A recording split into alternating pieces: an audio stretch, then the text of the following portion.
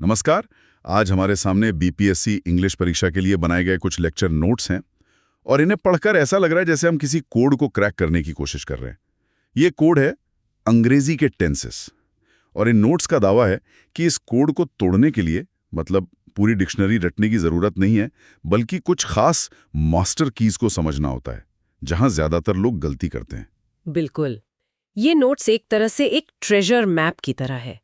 ये पूरी भाषा का नक्शा नहीं देते, बल्कि सिर्फ उन जगहों पर एक्स का निशान लगाते हैं जहां खजाना छिपा है, मतलब स्कोर करने वाले सवाल, और साथ ही उन जालों से भी आगाह करते हैं जिनमें परीक्षार्थी अक्सर फंस जाते हैं। तो चलिए इस कोड को क्रैक करना शुरू करते हैं। नोट्स की शुरुआत एक बहुत ही बुनियादी बात से होती है, टेंस आखिर है क्या।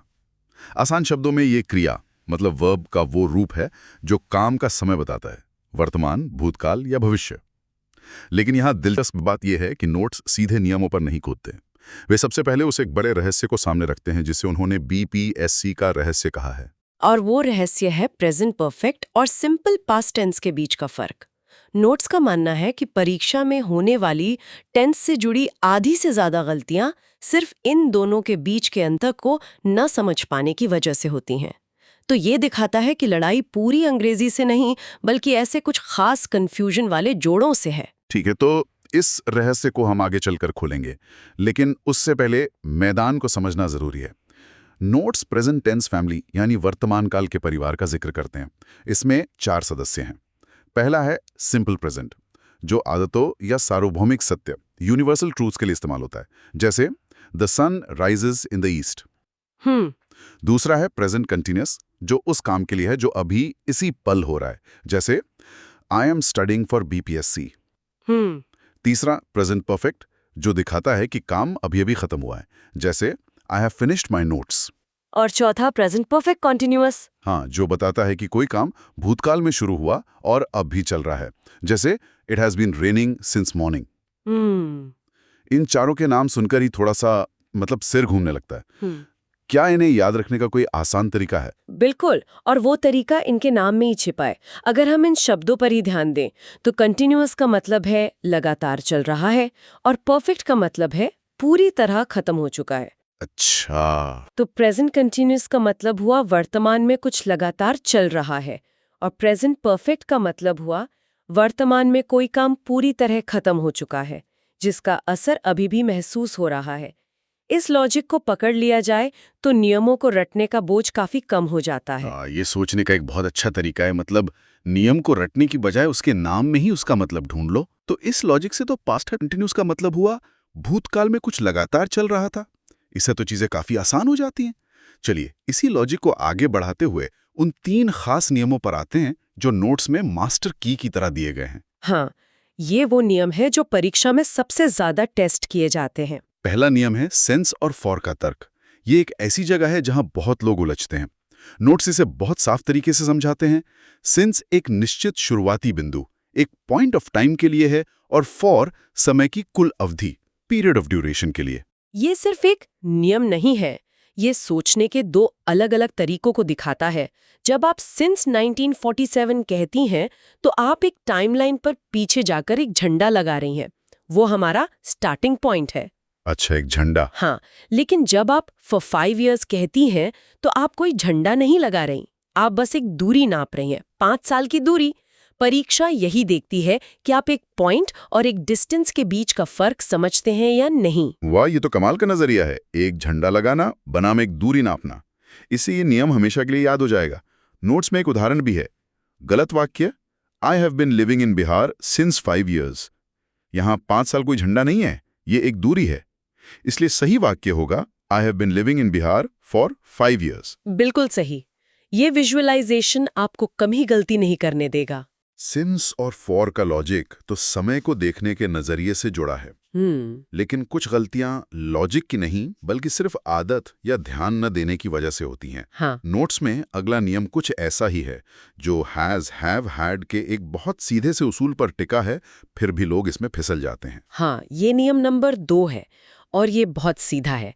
हैज, हैव या हैड के बाद हमेशा क्रिया का तीसरा रूप V3 यानी पास्ट पार्टिसिपल ही इस्तेमाल होता है। ये एक अटल नियम है। नोट्स में दिया गया उदाहरण है गलत वाक्य, he has wrote a letter. हाँ, सुनने में ये शायद आम बोलचाल में कई लोगों को सही लगे, लेकिन व्याकरण के हिसाब से ये गलत है। रोट क्रिया का दूसरा रूप है। सही वाक्य होगा he has written a letter, क्योंकि राइट का तीसरा रूप रिटन होता है। ये एक ऐसी गलती है जो अक्सर ध्यान न देने या परीक्षा के दबाव की वजह से होती है, और ये दिखाता है कि क्रिया के तीनों रूपों को याद रखना कितना जरूरी है। ये अंग्रेजी ग्रामर की नींव है। अगर नींव ही कमजोर होगी तो टेंसेस जैसी जटिल इमारत खड़ी करना मुश्किल होगा। अच्छा, तीसरा नियम सार्वभौमिक सत्य यानी यूनिवर्सल ट्रूथ्स से जुड़ा है। ये सुनने में थोड़ा अजीब लगता है। मतलब ग्रामर के नियम का लेना देना सूरज चांद से कैसे हो सकता है? नोट्स इस बारे में क्या कहते हैं? ये एक बहुत ही दिलचस्प फिलॉसफिकल पॉइंट है जो ग्रामर में छिपा है। नियम ये है कि सार्वभौमिक सत्य हमेशा सिंपल प्रेजेंट टेंस में ही होते हैं, चाहे वाक्य का बाकी हिस्सा किसी भी टेंस में हो। इसके पीछे का कारण ये है कि सार्वभौमिक सत्य समय से परे होते हैं। वे किसी एक समय सीमा में बंधे नहीं होते। वे कल भी सच थे, आज भी सच हैं और कल भी सच रहेंगे। इसलिए व्याकरण उन्हें हमेशा एक स्थायी वर्तमान में रखता है। मतलब अगर किसी ने भूतकाल में भी कोई सार्वभौमिक सत्य कहा हो तो भी उसे हम आज के सच की तरह ही लिखेंगे। जैसे नोट्स का उदाहरण है, our teacher said that the earth revolves around the sun. यहां शिक्षक ने बात भूतकाल में कही, सेड, लेकिन पृथ्वी का घूमना आज भी सच है, इसलिए रिवॉल्व्स होगा, रिवॉल्व्ड नहीं। बिल्कुल। ये एक महत्वपूर्ण सवाल भी उठाता है कि एक परीक्षक की नज़र में क्या-क्या सार्वभौमिक सत्य माना जा सकता है। नोट्स बहुत समझदारी से सिर्फ वैज्ञानिक तथ्यों पर टिके रहते हैं, जैसे पृथ्वी का घूमना या सूरज का पूरब में उगना। ये सबसे सुरक्षित रास्ता है क्योंकि इन पर कोई बहस नहीं हो सकती। तो ये 3 मास्टर कीज हो गई। लेकिन मुझे एक सवाल आ रहा है, अभी तक हमने जो भी बात की वो ज्यादातर प्रेजेंट टेंस के इर्द गिर्द घूम रही है। क्या पास्ट टेंस में भी कोई ऐसा ही बड़ा ट्रैप है जिस पर नोट्स ध्यान दिलाते हैं? बहुत अच्छा सवाल है, और हाँ, बिल्कुल है। एक बहुत आम गलती पास्ट परफेक्ट टेंस के इस्तेमाल में होती है। लोग अक्सर इसे सिंपल पास्ट की जगह इस्तेमाल कर देते हैं, जबकि इसका काम बहुत खास है।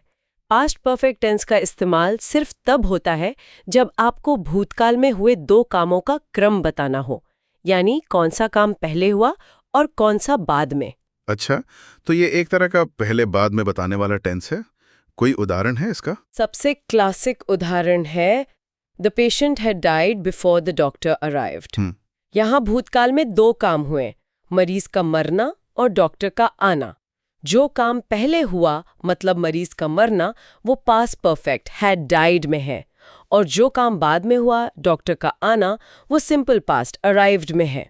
लोग गलती ये करते हैं कि वो एक ही काम के लिए पास्ट परफेक्ट लगा देते हैं, जैसे I had eaten my dinner, जो कि ज्यादातर मामलों में गलत है। सही होगा आई एट माई डिनर। समझ गया।